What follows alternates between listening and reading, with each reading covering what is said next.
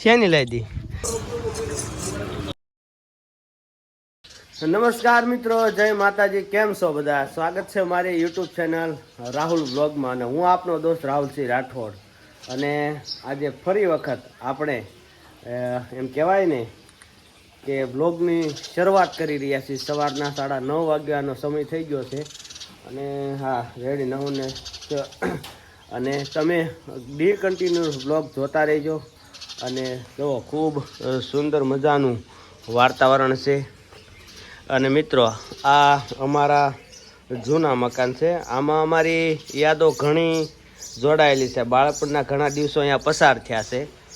તો મિત્રો, આ મકાન ભલે જૂનું છે પણ ખૂબ સારું અને કંઈક ખાસ છે. અહીં પરિવારની યાદો હજી પણ છુપાયેલી છે એમ કહેવાય. તો અને આ બાજુ બગીચો છે. ચાલો હું તમને બગીચાની થોડી વિઝિટ કરાવું. અને ત્યારબાદ તો મિત્રો, અહીંયા ખૂબ સુંદર મજાનો બગીચો છે. જોઈ શકો છો તમે. અને અહીંયા સુંદર ચકલીઓ જો અહીં કંઈક દેખાય. મીઠો અવાજ અને ગામડાની કુદરતી મજા વચ્ચે કંઈક અલગ જ મજા હોય. પક્ષીઓનો કલબલાટ અને વાતાવરણ રમણીય થઈ જાય. અને અહીંયા આપણી રામ પ્યારી પડી છે. તો હાલો આપણે હવે રાબેતા મુજબ કારખાને જઈએ. અને આજે કંઈક બ્લોગની અંદર કંઈક નવું બતાવવાનો પ્રયત્ન કરીશું. માટે કન્ટિન્યુ બ્લોગમાં બન્યા રહેજો. શેની લઈ દી? એ તો કે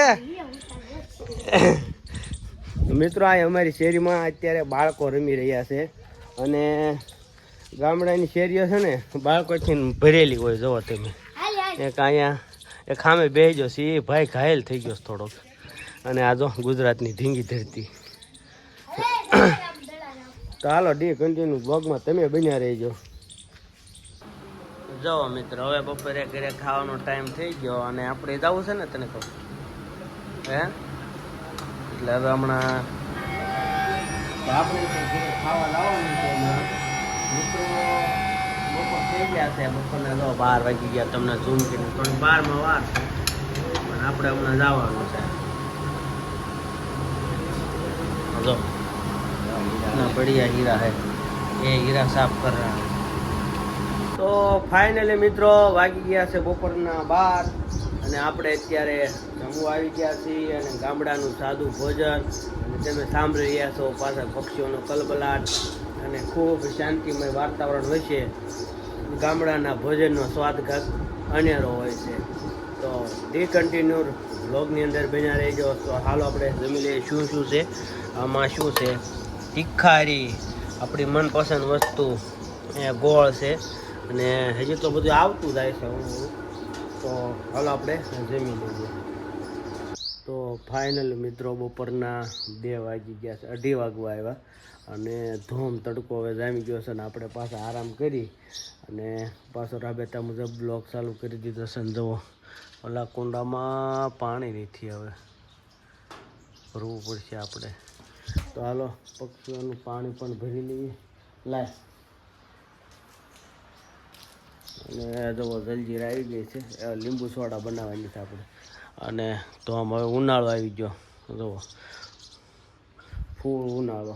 એટલે ચાલો તો આપણે સોડા પીને આપણે પાછા જઈએ આપણે રાબેતા મુજબ કારખાને.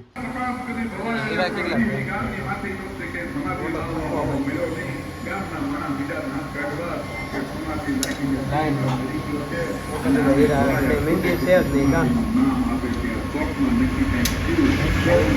નામ ન લેતા.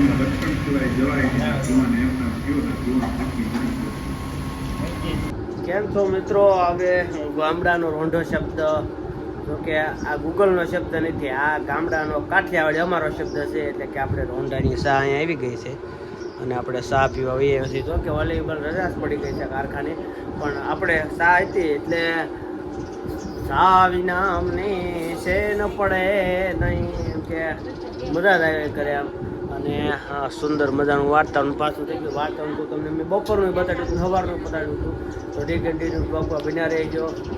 ચા પી લઈએ આપણે. હાલો તમે ત્યાં ચા પીવા બધા સબસ્ક્રાઈબર મિત્રો ચા પીવા હાલો હાલો ચા પી લઈએ.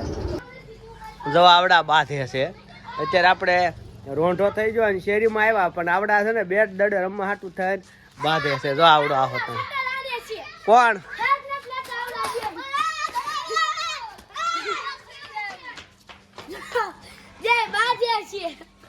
આ બે બાંધે છે ને ચારું ને.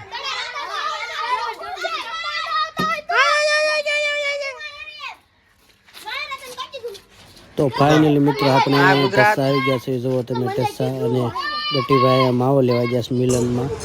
માવો લઈ લે એટલે આપણે જઈએ.